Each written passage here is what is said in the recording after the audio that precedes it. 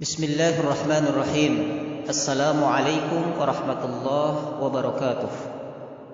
Mari kita ikuti majelis sama mendengarkan riwayat kitab Al-Qawaidul Arba'.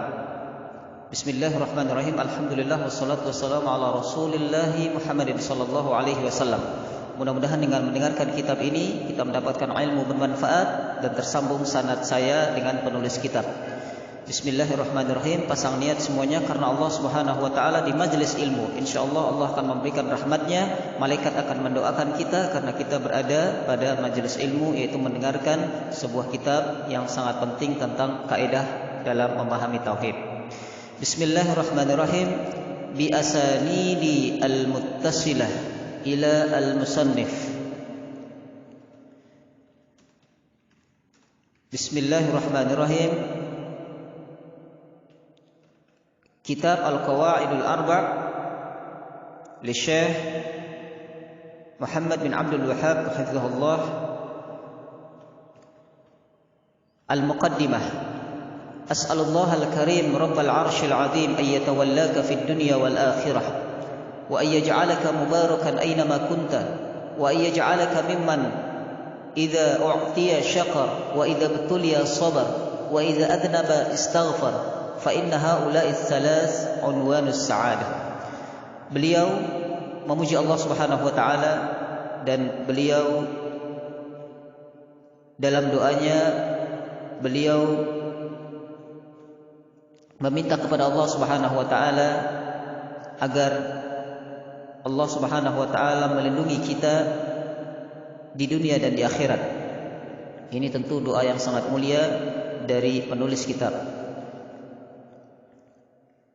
I'lam arsyadakallah li ta'atihi anal hanifiyyata millatu Ibrahim an ta'budallaha wahdahu mukhlishan lahuddin kama qala ta'ala wa ma khalaqtul jinna wal insa illa liya'budun. Bagaimana Syekh mengajarkan kita, Syekh Muhammad mengajarkan kita bagaimana Allah membimbing kita untuk selalu taat kepadanya.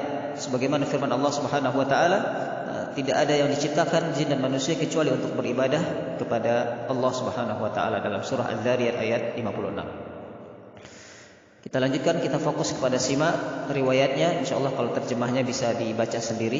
Yang paling penting adalah yang saya baca tersambung dengan isi kitab yang aslinya. Maka setelah mendengarkan ini semua nanti mengucapkan qabiltu agar tersambung sanad kita, dan inilah tradisi para ulama-ulama yang soleh terdahulu mengijazahkan riwayat sebuah kitab. فإذا عرفت أن الله خلقك لعبادته فاعلم أن العبادة لا تسمى عبادة إلا مع التوحيد كما أن الصلاة لا تسمى صلاة إلا مع الطهارة فإذا دخل الشرك في العبادة فسدت كالحدث إذا دخل في الطهارة. Begitu pentingnya kita memahami tauhid ini sama dengan pentingnya berwudu ketika sholat. Jadi kalau tidak berwudu tidak bisa sholat. Begitupun tauhid tidak akan sempurna kalau kita tidak memahami kaidah-kaidah dalam tauhid. Fa idza arafta anna asy-syirka idza khalat al-ibadata afsadaha wa ahbata al-'amala wa sara sahibuhu min al-khalidin fi an-nar. Arafta anna ahamma ma 'alayka ma'rifatu dzalika la'alla Allah an yukhallisaka min hadhihi asy-syabaka wa hiya asy-syirku billah alladhi qala Allah ta'ala fihi Inna Allah la yaghfiru an yushraka bihi wa yaghfiru ma duna dzalika liman yasha wa dzalika bi ma'rifati arba'i qawaid dzakaraha Allah taala fi kitabih. Jadi Syekh mengajarkan kita, Syekh Muhammad mengajarkan kita bagaimana kita menjaga ibadah kita dari hal-hal yang merusak ibadah. Yang paling utama itu adalah syirik billah, mensyirikkan Allah.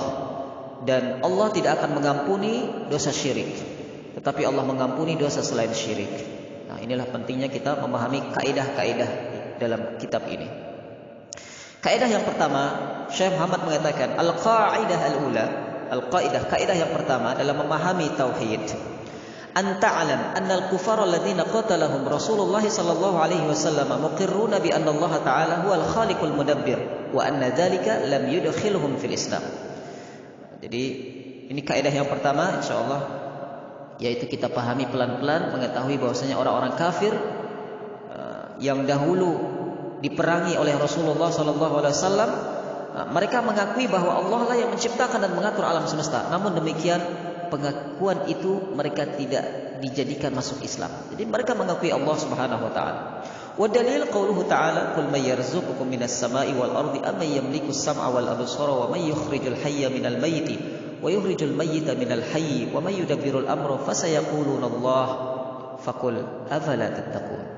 Jadi ini dalil ya dalam Al-Qur'an bahwasanya surah Yunus ayat 31 bagaimana orang-orang kafir itu mengakui Allah memberi rezeki, tetapi mereka tidak beriman dan tidak menjadi orang-orang Islam. Al-qaidah ats-tsaniyah annahum yaquluna ma da'awnahum wa tawajjahna ilaihim illa li talibil qurbati wasyafa'ah. Jadi kaidah yang kedua, orang-orang musyrik tidaklah kami berdoa dan beribadah kepada mereka orang-orang yang soleh yang telah meninggal, melainkan supaya mereka mendekatkan kami kepada Allah dan memohonkan syafaat bagi kami. Jadi orang-orang kafir di zaman Rasulullah mereka menyembah orang-orang soleh, menyembah berhala, Lat, Uzza, itu adalah nama-nama orang-orang soleh. Nah, tentu itu adalah kesyirikan. Kita baca fokus kepada riwayatnya terlebih dahulu.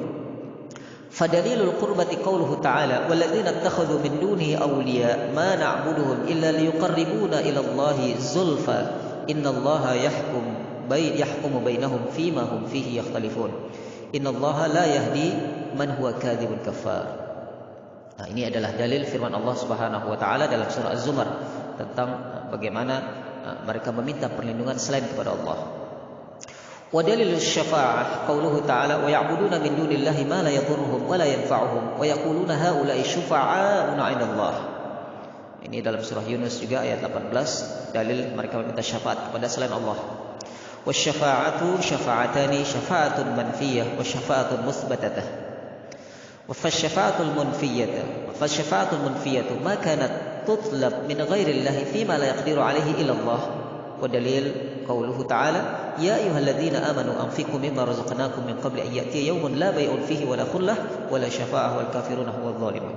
Jadi syafaat itu terbagi dua menurut Syekh Muhammad, yaitu syafaat yang ditolak dan syafaat yang diterima.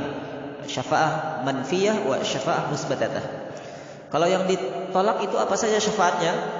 Tentu perkara syafaat yang diminta kepada selain Allah dalam perkara yang tidak mampu. Insyaallah kita kalau meminta syafaat kepada manusia untuk bisa mengangkat gunung itu tidak mungkin, itu syafaat yang tidak boleh. Karena tidak mungkin meminta manusia mengangkat gunung dengan tangan biasa, tidak mungkin.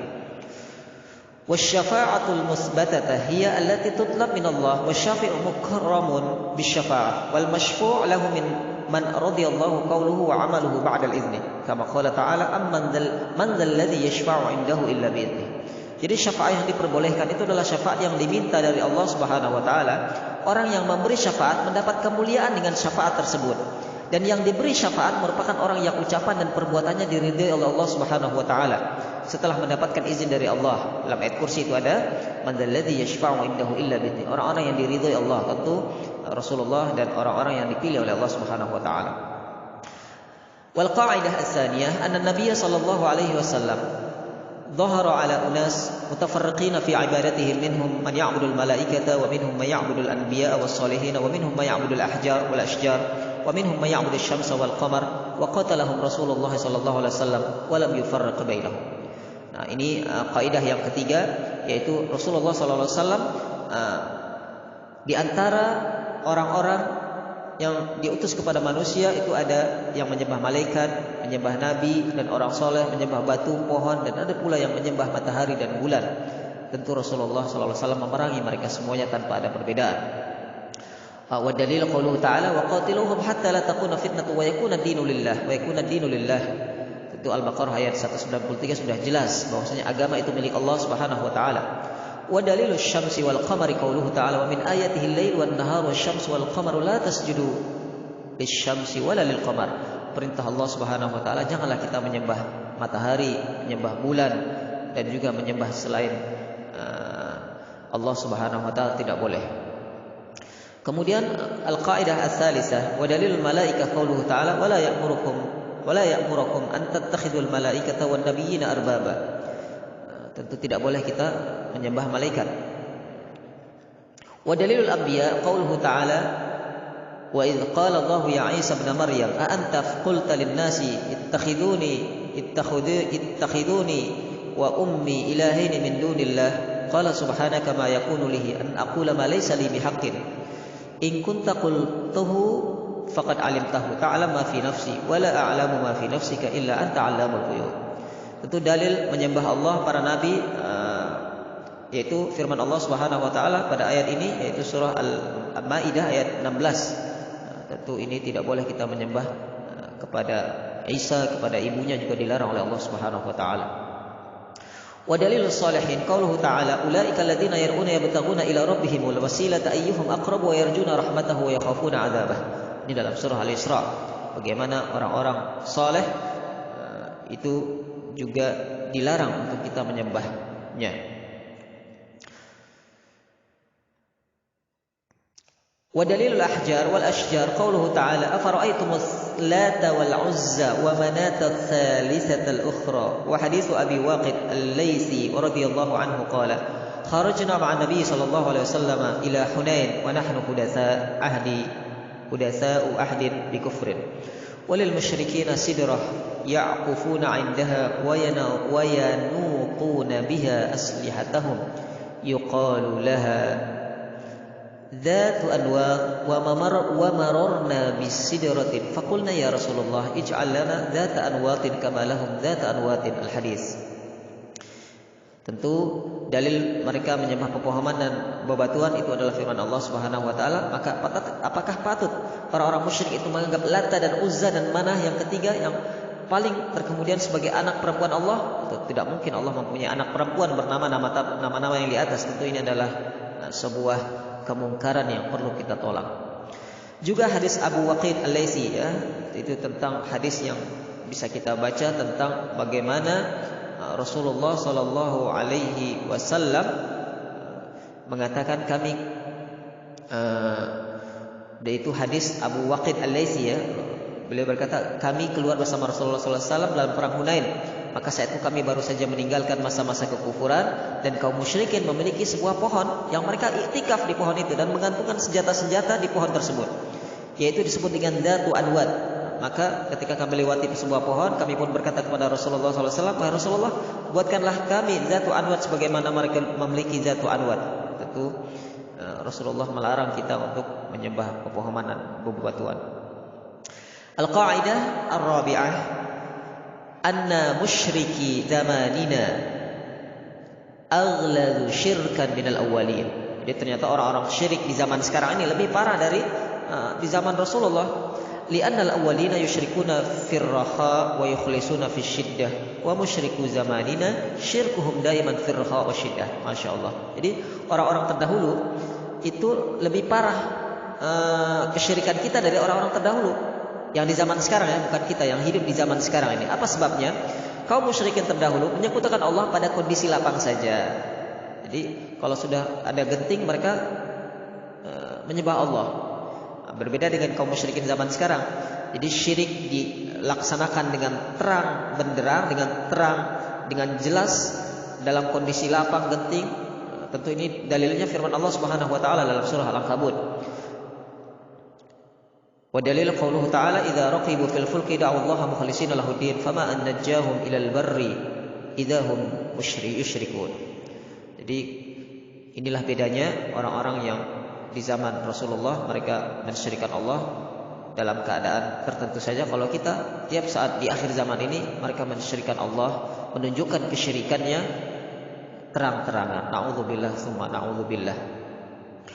Nah, faedah yang bisa kita ambil, kesimpulan yang bisa kita ambil dari mendengarkan isi daripada kitab ini adalah hendaklah kita memahami kaidah-kaidah yang penting yang ada dalam kitab ini sehingga kita tidak terjerumus kepada berhala-berhala modern. Ya. Kalau dulu ada Lata, Uzza, Manah, itu adalah berhala-berhala zaman dulu. Tentu dengan berkembangnya zaman, tentu banyak sekali berhala-berhala modern yang bisa kita saksikan sekarang. Tentu ini adalah pelajaran bagi kita untuk memantapkan akidah keluarga kita, jamaah kita, masyarakat kita. Masih banyak pada jam-jam sholat masih melihat kepada RCTI, SCTV, Indosiar dan sebagainya, kepada TV-TV. Padahal jam-jam sholat bukan televisinya yang berhala, tapi bagaimana menduakan Allah. Padahal waktu sholat menonton itu adalah hal yang mubah, tapi ketika sudah masuk kepada sholat, masih melaksanakan perbuatan-perbuatan sholat selain sholat, itu juga menduakan Allah. Masih bermain musik, masih kesibukan-kesibukan yang itu melalaikan perniagaan, tugas, kantor dan sebagainya. Ketika itu dijadikan selain Allah Subhanahu wa taala sebagai tujuan hidup kita, maka tidak sengaja di situ adalah berhala-berhala modern yang itu harus kita hindari dan harus kita jauhi dengan semangat kita mengikhlaskan niat. Wa ma umiru illa liya'budullaha mukhlishina lahuddin wa ma khalaqul jinna wal insa illa liya'budun. Jadi kita diciptakan oleh Allah Subhanahu wa taala untuk beribadah. Hanya itu saja, untuk beribadah. Apapun perbuatan kita adalah untuk ibadah. Ibadah, baik itu ibadah yang langsung maupun tidak langsung, mahdoh maupun ghairu mahdoh. Baik jamaah yang dimuliakan Allah Subhanahu wa taala, insyaallah di lain waktu bisa kita perdalam lagi. Sekarang majelis sama, insyaallah semuanya bisa memahami. Saya ijazahkan riwayat kitab ini kepada kita semuanya, Al-Qawaidul Arba'. Dengan mari sama-sama kita membaca salawat atas Rasulullah sallallahu alaihi wasallam. Allahumma shalli ala sayyidina Muhammad wa ala ali Muhammad. Allahumma ighfir lana, doa untuk orang tua. Allahumma ighfir lana wa liwalidayna warhamhum kama rabbawna shighara. Baik, saya ijazahkan secara lisan a'jaztukum hadzal kitab bi asanidi al-muttasil al-musannif. A'jaztukum kama allamana al-ulama as-salihin fi hadhihi ar-riwayah. Silakan semuanya mengucapkan qabiltu. Alhamdulillah, qabiltu. Alhamdulillah, pengijazahan secara lisan sudah sah. Dan secara lisan ini paling tinggi. Kalaupun ingin ijazah kertas, itu bisa nanti dibuatkan dan ditulis oleh admin. Maka barakallahu fikum untuk semuanya yang telah mendengarkan ini. Tetap semangat mempelajari ilmu-ilmu syar'i, ilmu aqidah, ilmu Al-Quran, ilmu hadis. Kita menjadikan hidup kita penuh dengan landasan mencari ilmu di jalan Allah Subhanahu wa taala. Mudah-mudahan dengan ini semuanya Allah mudahkan kita ke dalam perjalanan ke surganya Allah Subhanahu wa taala. Amin ya rabbal alamin. Sebagaimana sebagaimana hadis Rasulullah sallallahu alaihi wasallam, "Man salaka tariqan yaltamisu fihi ilman salallahu lahu tariqan ilal jannah." Ada kemudahan dari Allah kalau kita selalu menuntut ilmu, yaitu kemudahan untuk masuk surganya Allah Subhanahu wa taala. Amin ya rabbal alamin. Kalau ada yang benar itu dari Allah, kalau ada yang salah itu dari saya dan juga dari syaitan. Na'udzubillah tsumma na'udzubillah. Mohon maaf atas segala kekurangan. Terima kasih. Assalamualaikum warahmatullahi wabarakatuh. Subhanakallahumma wa bihamdika asyhadu an la ilaha illa anta astaghfiruka wa atubu ilaik. Jazakumullahu khairan.